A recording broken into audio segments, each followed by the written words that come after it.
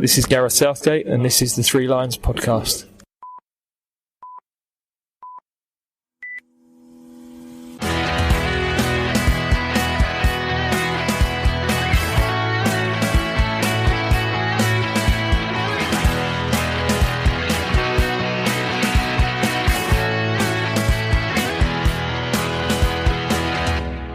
Hello and welcome to the Three Lions podcast. My name is Russell Osborne and this is an independent England football supporters podcast, one that looks at all aspects of our national team. Of course, we look at our senior men, we look at our young Lions, as I recently did when our under-19s won the recent European Championships. I've spoken with various supporters about their England experiences. Of course, I've got the World Cup series running at the moment. Actually, stick with me. I'll tell you more about that soon. I've got the Manager series also on the go, taking a look at previous Three Lions managers and speaking with authors who have written about their lives. And most recently, although not directly a manager, I had one where I spoke with David Tossell, who had written a book about Don Howe. That episode and all previous ones can be found at your podcast provider of choice or threelionspodcast.com. I don't know why I say that as you're listening to me via one of those, I'm sure. But anyway. And of course, I like to talk Lionesses. And who doesn't after the summer they've had? I've been trying to feature our women's side of the game right since the early days of this podcast. I had a quick look back and I went back as far as episode 31. And even then, I was looking at the young Lionesses in the 2018 Women's World Cup, a tournament that we would finish third in. And even back then, I was mentioning names such as Alessia Russo, Georgia Stanway, and Chloe Kelly. As I say, that episode was episode 31. It was in 2018. This is now episode 214. And here we are in 2022. Since then, I've spoken with the likes of Claire Rafferty, Mary Phillip, Jill Coulthard, she's been on a couple of times.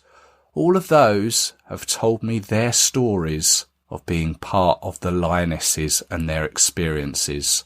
And if you know your women's football history, you'll be aware of a very big milestone coming up in November of this year. And I'm pleased to say that I've been speaking with some people all about that. And I took a trip to a significant place to record a special episode, one that will come out in November of this year. So I'm looking forward to giving you that. Now, let's get on to the main bulk of this episode.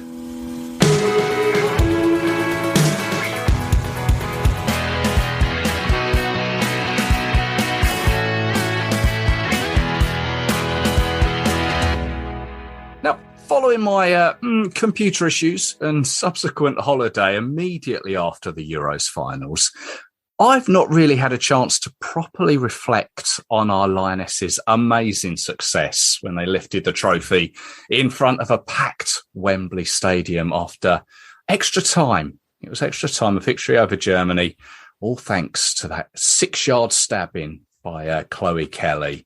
And I thought, let's reminisce about a glorious summer with Lionesses fan Rachel Major, who is one of the many members of The Gang, a supporters group who follow the ladies home and away. Rachel, hello. Hi. You well? I'm good, thank you. How are you? Yeah, I'm very well, thank you. What was the final? Was 3 weeks ago now, I think? Yeah, almost. Yeah. Have you come to terms with it? Honestly, no. No. I think, you always believe that the team's going to do well. And we actually did it. And every day you wake up and you still think, wow, what a great tournament. What an amazing result. What a fantastic team. Absolutely. I mean, right at the beginning of the tournament, obviously it was a postponed tournament as well. What were your sort of initial expectations? Well, to be honest, I thought that we were going to do well. Myself and the gang, we bought tickets for the final in the pre-sale. So, we had them a year ago. We genuinely believed that we could get there. I mean, especially with Serena at the helm as well, going to the Netherlands and them coming out of nowhere to win that. Yeah. But with the talent in this squad and with this manager, we can do it. And we've got home advantage. There's going to be so many England fans there as well, just like there was in the Netherlands. Yeah. And, we could do it. We really could. So we had that. We always have that belief. But, as it went on, the feelings just got stronger and stronger, and more people were talking about it, getting behind the squad. And yeah, the belief was there the whole time. Always.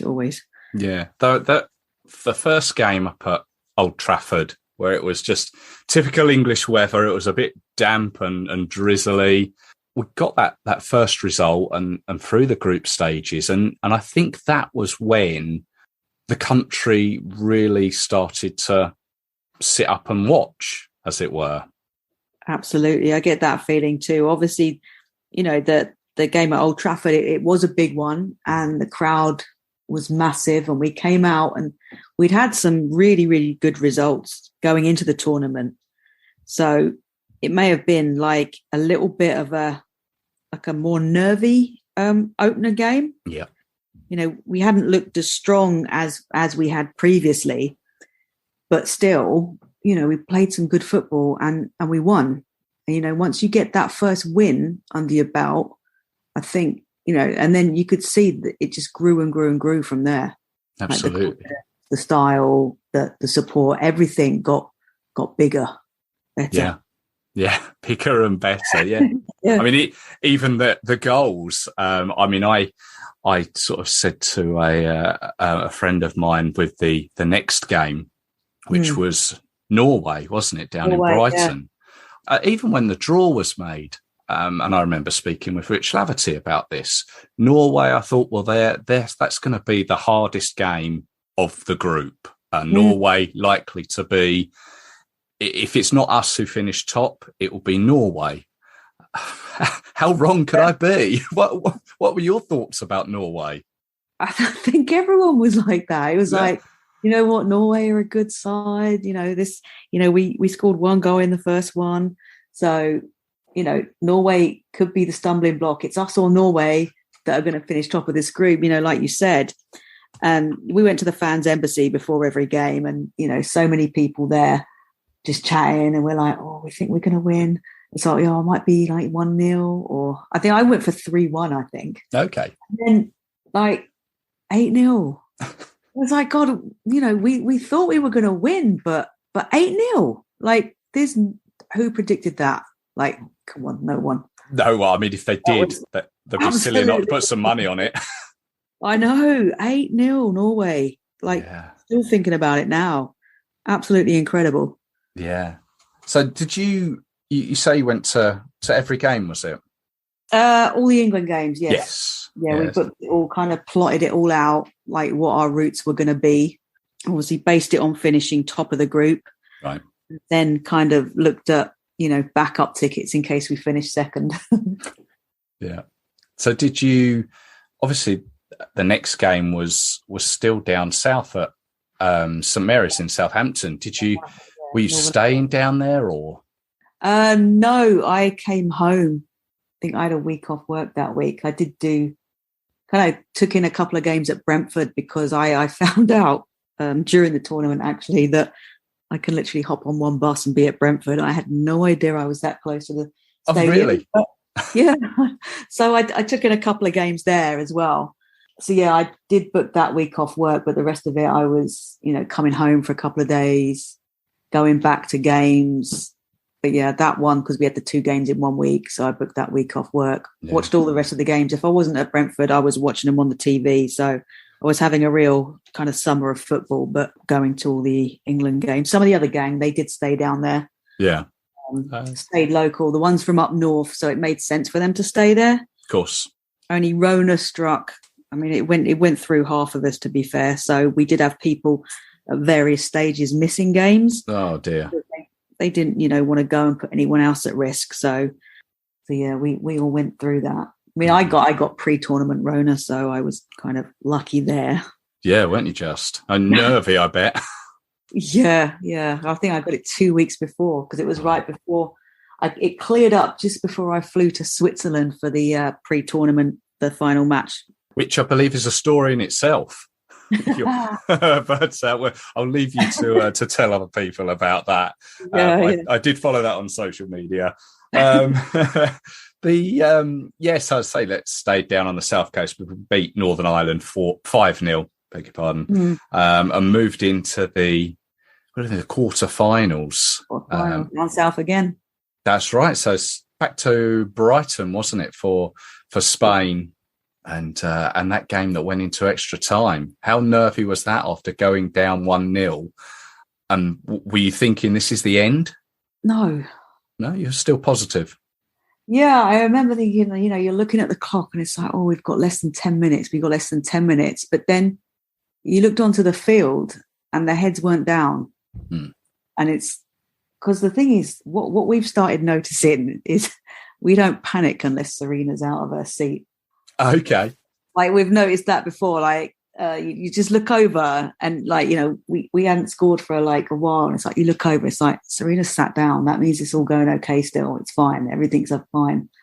So, no, the team didn't let off. They didn't let it affect them. And, that'll translate into the crowd as well. It really will, because, once a team puts their head down, I was at the England men's game versus Hungary, and it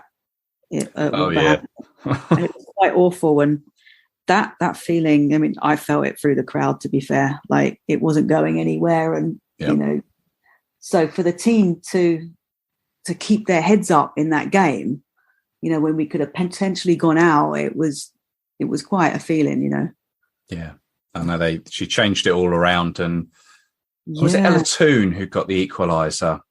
There, I haven't got my notes in front of me. Yeah, I think it was Hemp played it in, Rousseau knocked it down, and Toon struck it, I believe. That's right, because Millie Bright was moved up front to cause some chaos. Yeah. And then obviously Georgia Stanway's extra time screamer. Whereabouts were you in the crowd? What was your angle of that? I had a brilliant angle, to be fair. I was in the corner by the other goal, so I was quite low down. So from where I saw it, I was effectively behind it, and the power and it had swerve on it. I don't even think the TV replays kind of do it justice, because that's not how I remembered it. Right. Just hit it so hard, and it was just like, oh my God, that's it.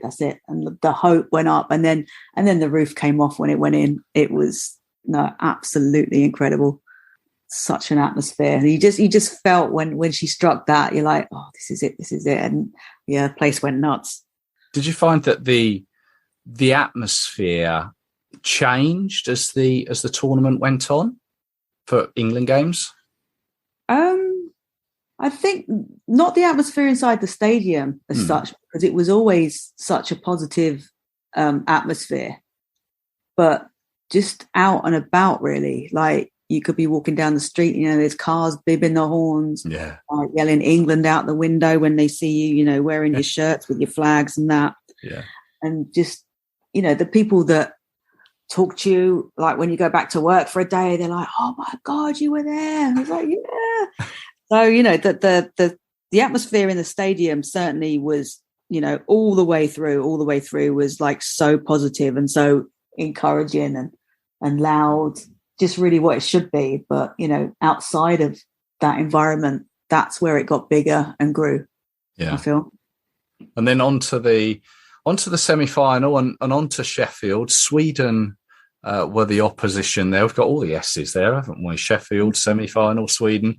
Again, going into that, you're saying you're positive all the way. Were you still positive despite Sweden being, what were they, technically the second best team in the world? Best team in the world, yeah. Yeah. Well, yeah, there is that. And, they're a good side. But again, the positivity coming out of the England camp and just the belief was getting like more and more and more. The atmosphere was bigger. I mean, it was very wet that day. We got absolutely drenched. There was a fan walk from the, like behind a bus. The band was playing. Everyone was like so wet. But you get that feeling. And it was, I think, about 8 years ago, actually. You know, like your memories come up on your social media.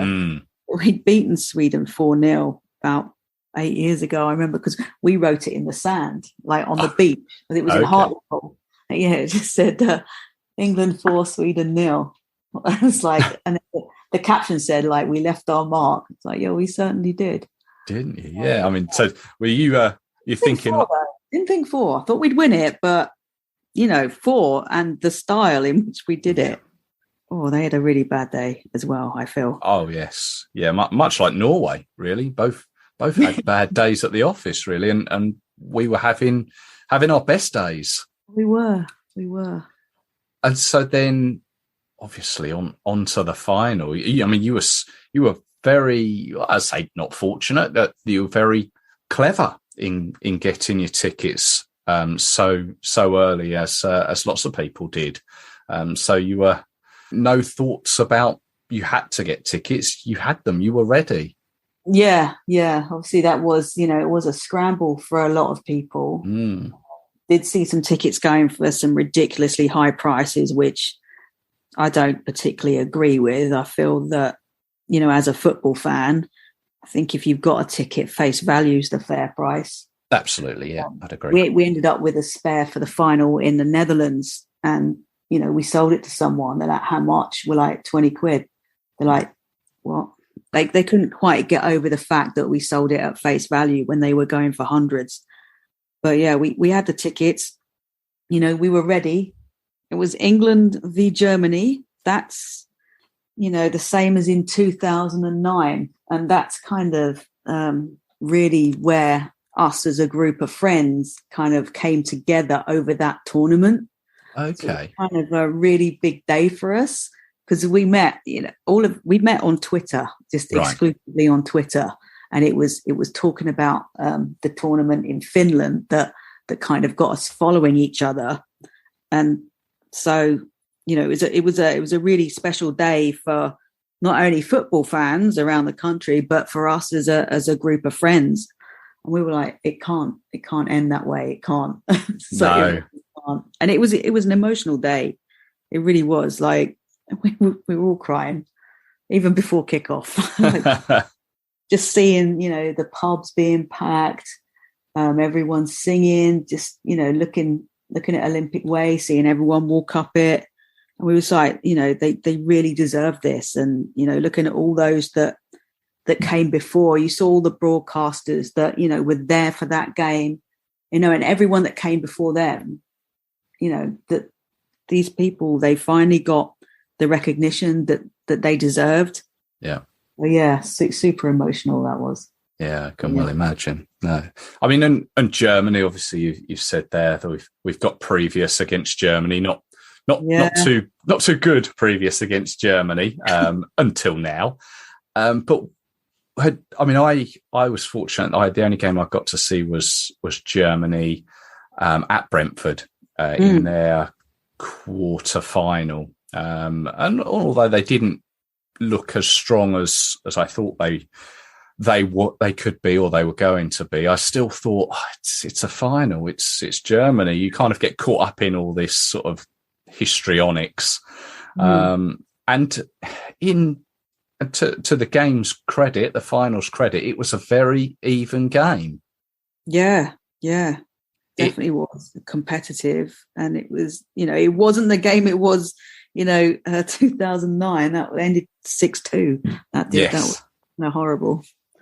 But yeah, you do put that money, you do put some money on Germany in a final, don't you? You think Germany in a final, like especially in a women's match. I mean, look how many times they've won it. Is it 8, 9? 7 or 8 times? Yeah, I believe.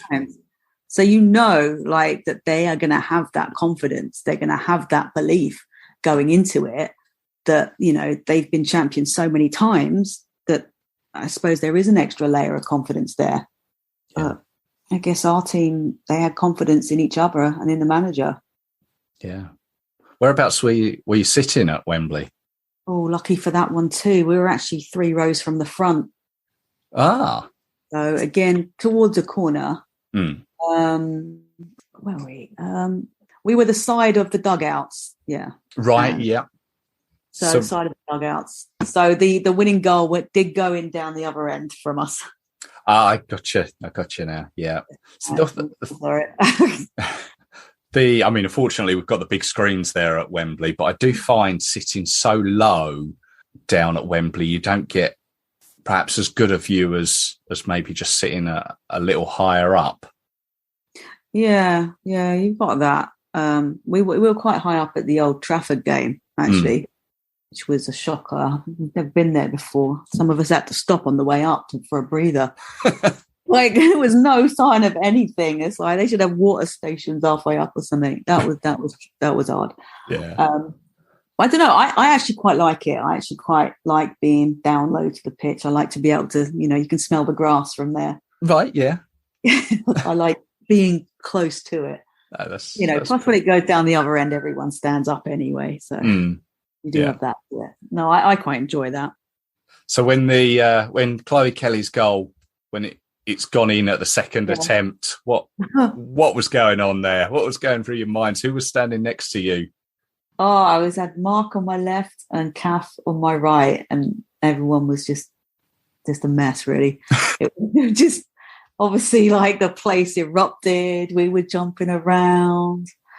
Kath's turning around. She's just like, her voice went so high pitched. She's like, "We're gonna win it! We're gonna win it!" She's yelling at us, and then, oh my God, everyone's hugging and jumping around. No, absolutely insane, like crazy. And then you just, you turn. If you are at the front, you just turn around and look behind you, and you just see everyone erupting behind you as well. Absolutely incredible. To be honest, I can't say I remembered all of it. Like, you kind of get caught up in it. You just kind of can't picture all of the game, but you remember who you were with and what you were feeling at the time. And that game went so quick as well. Yes. So quick. It just seemed to kind of fly by. And, it's like, wow. Because sometimes, when you don't score a goal, it feels like it's dragging on forever. But this one didn't. When we got to halftime, we're like, oh no, how is it halftime already? Like, we've been playing for like 20 minutes. Yeah. It seemed to like just go so quickly, so quick. But I guess that's what happens when you're just, you're just so focused and into it that it can just go in a flash sometimes. Yeah. So we obviously, once that goal had gone in, the team kept the ball in the corner flag for what felt like, you say, the game went so quickly. After the goal had gone in, it felt like an eternity that they were keeping hold of the ball. And I'm sitting there thinking, no, this is too long to be holding onto the ball in a corner flag scenario. But credit to them. They managed to keep the Germans at bay, and then that final whistle came. Oh, God. Go on, the final whistle. To be honest, speechless. Like, at first, like, we've actually got we did shoot a little bit of video because we were making a video diary. Yeah. And just as it was getting towards the end of the game, we did shoot a little video, and just the video of us is just momentarily speechless. And, just the mouth open, the tears started falling, and then it was just like, we've done it, like absolutely celebrating. But it was odd. I didn't think we'd be speechless, but we actually were. Like, literally momentarily, there was no noise coming from us at all, and then that's it, tears and celebrating. Yeah, absolutely incredible. And just the feeling, and it's like, how have we really done it? And it's like, we've done it. Wembley's going mad, everyone's singing It's Coming Home and jumping around, hugging each other. Yeah. Absolutely, like, incredible. Like, that's, I've never felt anything like that. Never. And And then the trophy lift. Did they have their back to you for that? No, we were facing that. Yeah. Ah. We were on the same side as the dugout, so we saw that. The trophy lift was absolutely incredible as well.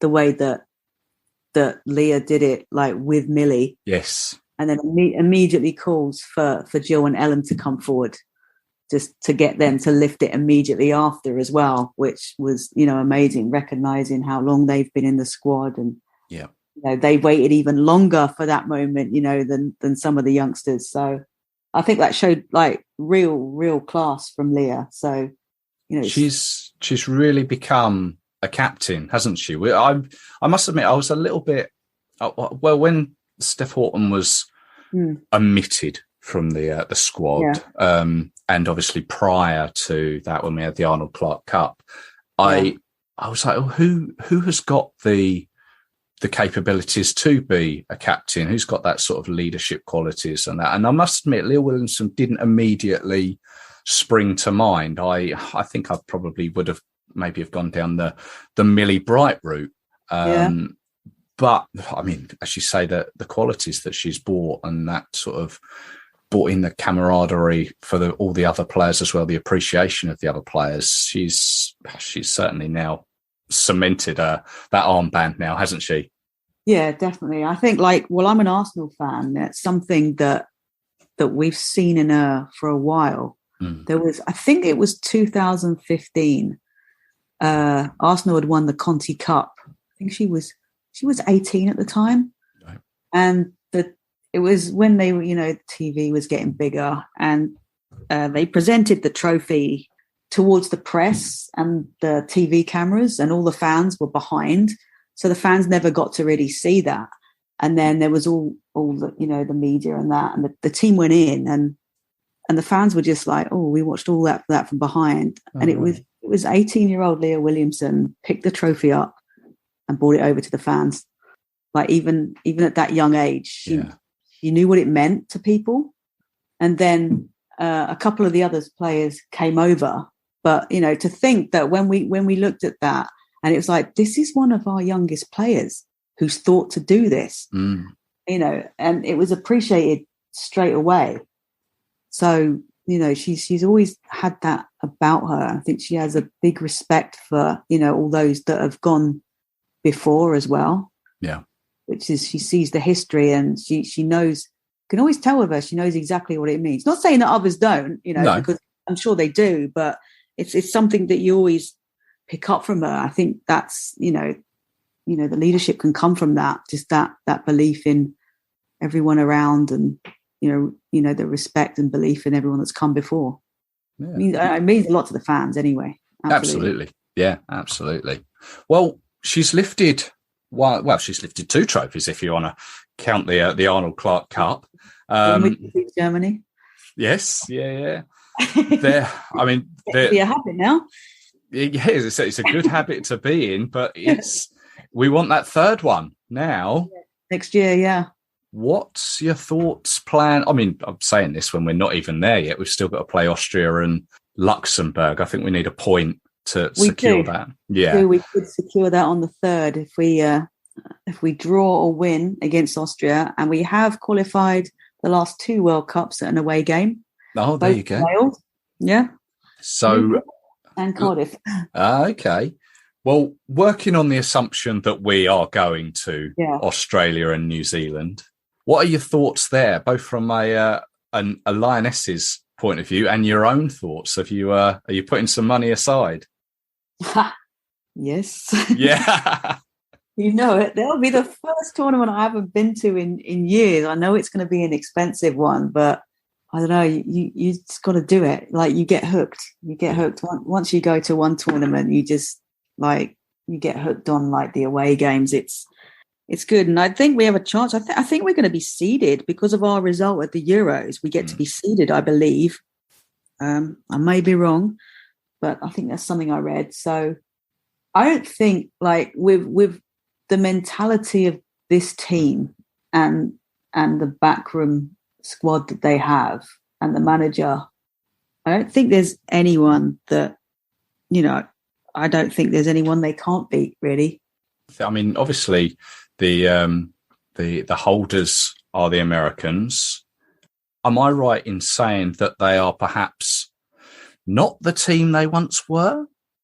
Yeah. And I think, this may sound a bit bad, I think VAR may have contributed to that. Right. Because being that, I mean, they are ranked number one in the world. They have been the best in the world for years and years and years and years. And I think sometimes that bit of reputation has played in their favour. Right, yeah. I thought the last World Cup, we were not great against them, but I felt they should have gone out against Spain, if I'm honest. And I felt that, again, the reputation maybe kept them in it.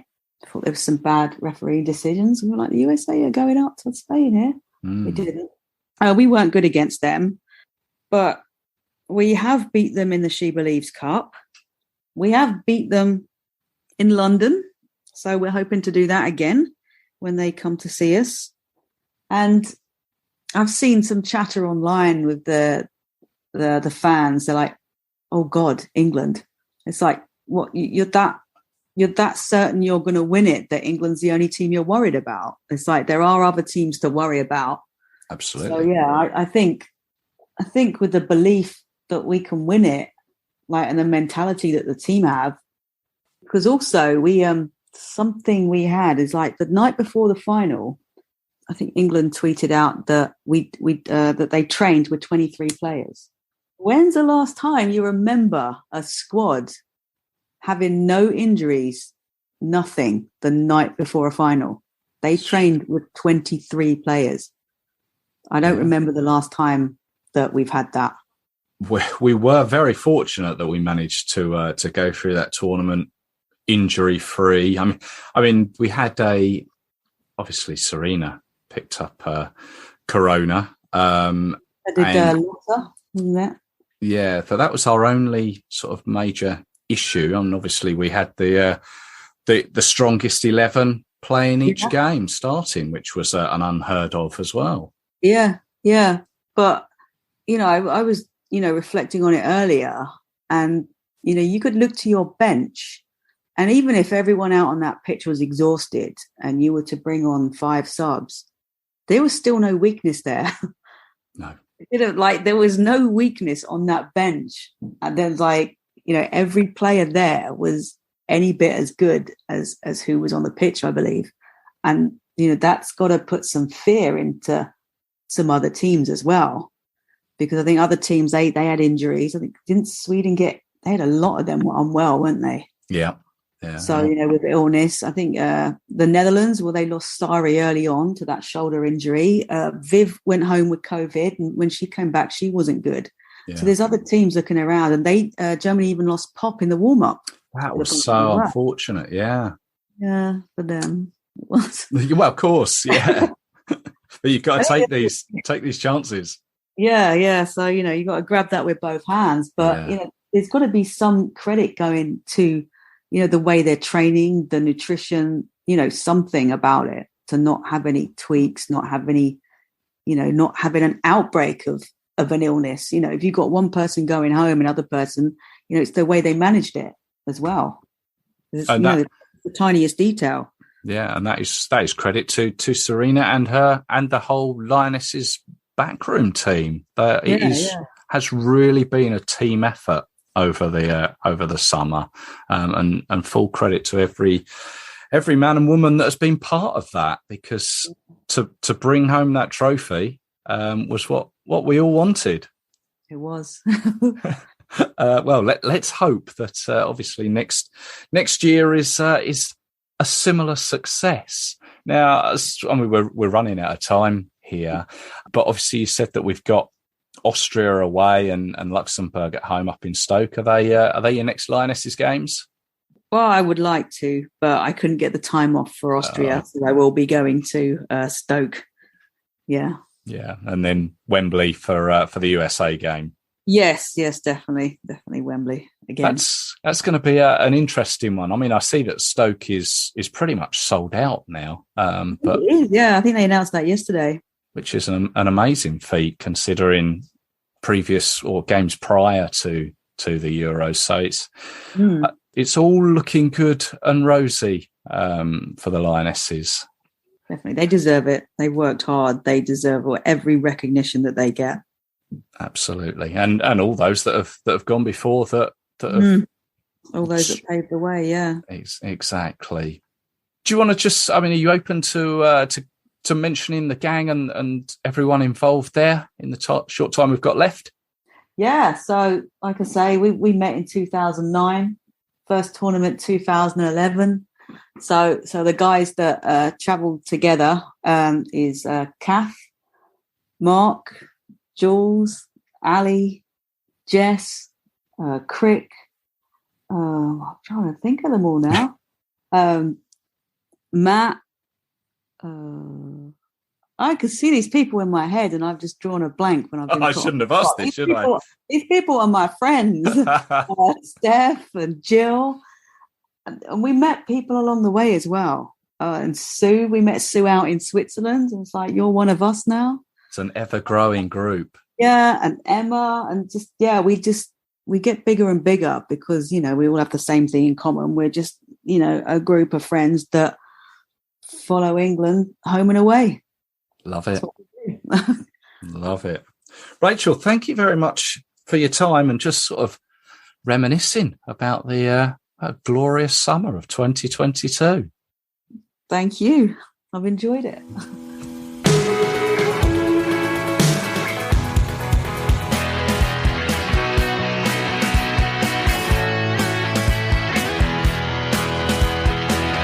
Thank you very much to Rachel there for her time. I hope you enjoyed it from a fan's point of view, from someone who was there at Wembley. I'm hoping that she'll join me again in the future when the Lionesses are once again in action.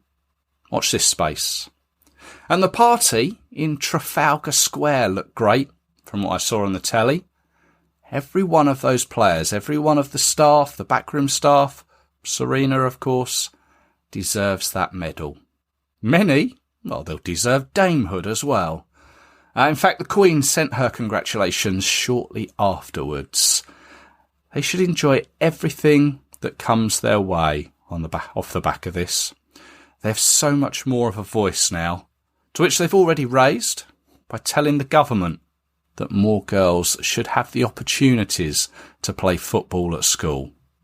More power to them. And just to round up on the Lionesses, I came back from my break up in the Lake District. I stopped by Jill Scott's box-to-box coffee in Withenshaw in Manchester. If you've not been, it is a great little place. Lovely coffee and cakes. Sadly, Jill wasn't there, but I can highly recommend it if coffee and cake is your thing. In fact, I picked up a signed photo that was on the counter there that they were giving away, and it's I'm currently looking at it now. All the girls on the podium in the centre of Wembley, UEFA Women's Euro 2022 banner in the background, all the glitter surrounding them, and Jill Scott signed it in the corner. That's here in my studio, as it were. I'm looking at it in front of me. Thank you as always for tuning in. I hope you've enjoyed it. Better late than never. But as I explained, circumstances were against me. It is always appreciated though, and many more episodes are still to come, especially as that international window is coming upon us. Of course, in the past, we would have had an August game. That's since been scrapped, but I will have some previews very soon for September. As I mentioned at the beginning, I'll also have another in our World Cup series, where the most recent was when I looked back on Mexico 1986 with Paddy Buckley. That's episode 210, if you've not heard it yet.